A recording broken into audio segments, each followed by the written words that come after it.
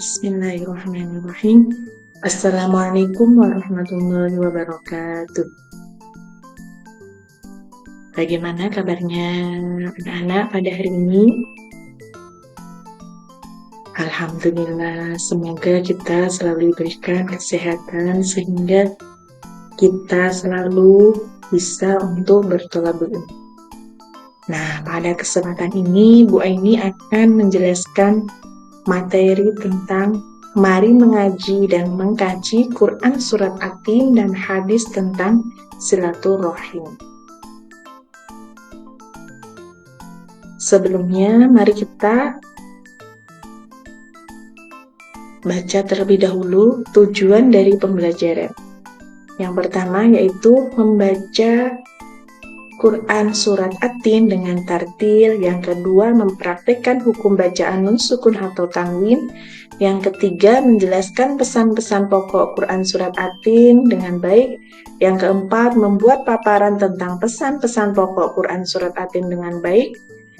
Menulis Quran Surat At-Tin dengan baik, menghafal Quran Surat At-Tin dengan baik, membaca hadis tentang silaturahim dengan baik, menulis hadis tentang silaturahim dengan baik, menghafal hadis tentang silaturahim dengan lancar, menunjukkan kebiasaan membaca Al-Quran dan sikap senang bersilaturahim dan menjalin persahabatan.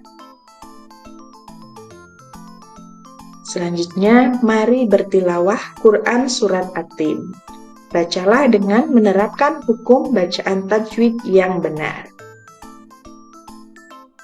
Bismillahirrahmanirrahim. Wattini wazzaitun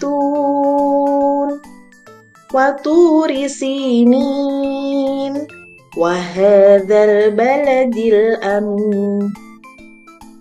Laqad khalaqnal insana fi ahsani taqwim. Tsumma radadnahu asfala safilin.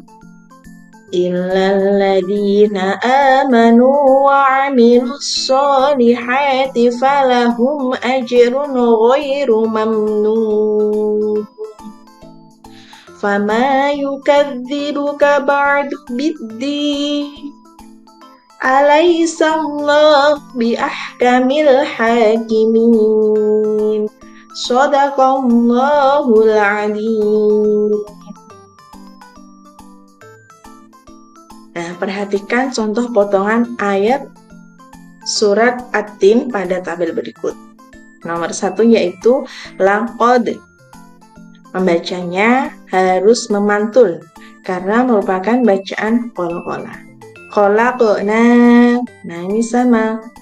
Membacanya harus memantul karena juga merupakan bacaan qala-qala. Al-insana.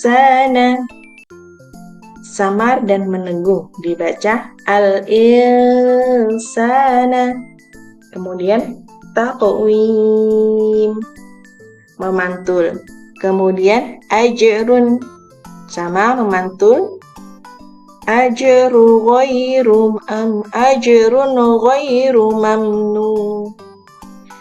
Jelas dibaca ajrun ghairu mamnun. Selanjutnya hukum nun mati atau tanwin. Hukum nun sukun atau tanwin.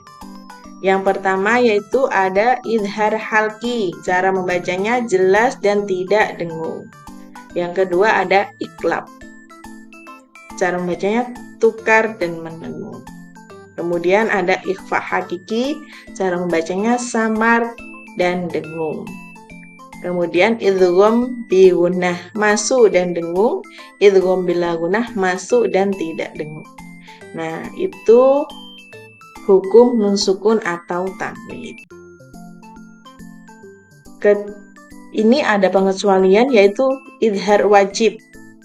Apabila ada nun sukun bertemu dengan ya atau wawu dalam satu kalimat, maka harus dibaca jelas seperti dunya, bunyanun, sinwanun, kinwanun.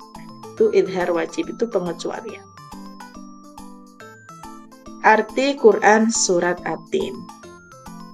Ayat yang pertama, demi buah tin dan buah zaitun. Ayat yang kedua, demi gunung Sinai.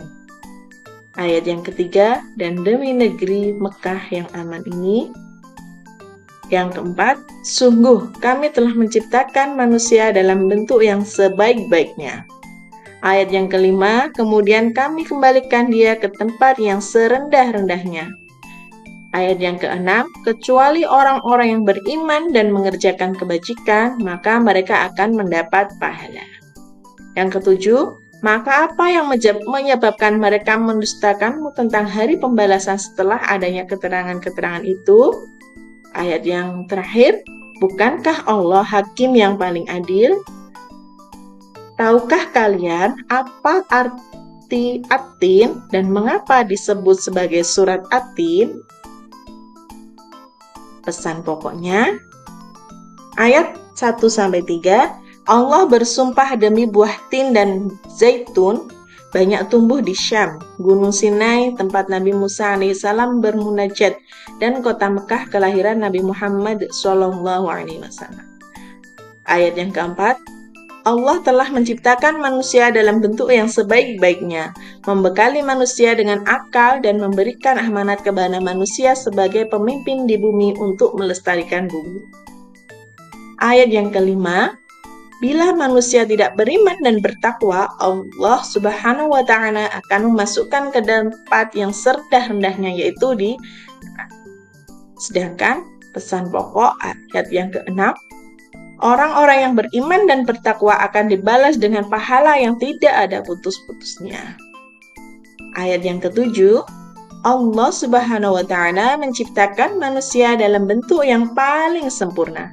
Manusia akan diberikan balasan sebagai amalannya. Lantas apa yang menyebabkan manusia mendustakan Allah tentang hari kiamat setelah adanya keterangan yang gamblang itu?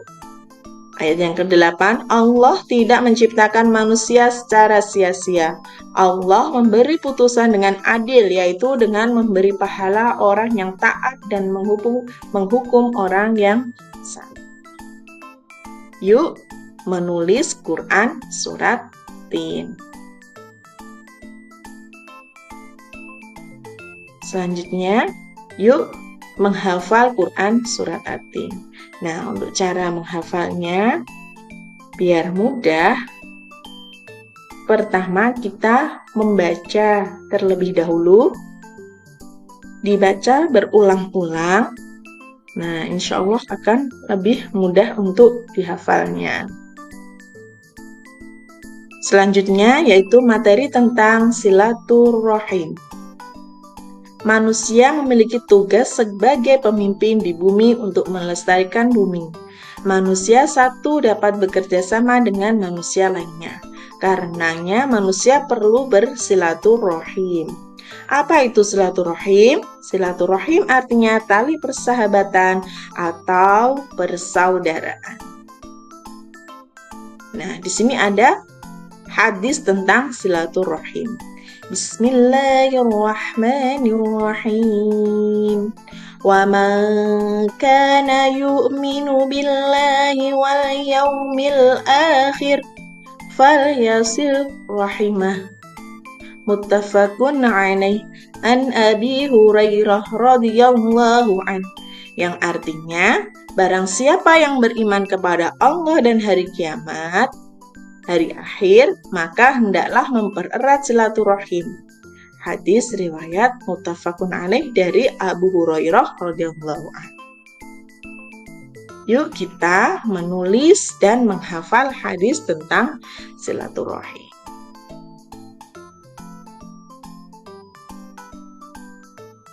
Nah, setelah kita mempelajari Quran Surat At-Tin dan hadis silaturahim, mari kita membiasakan dengan membaca Al-Quran.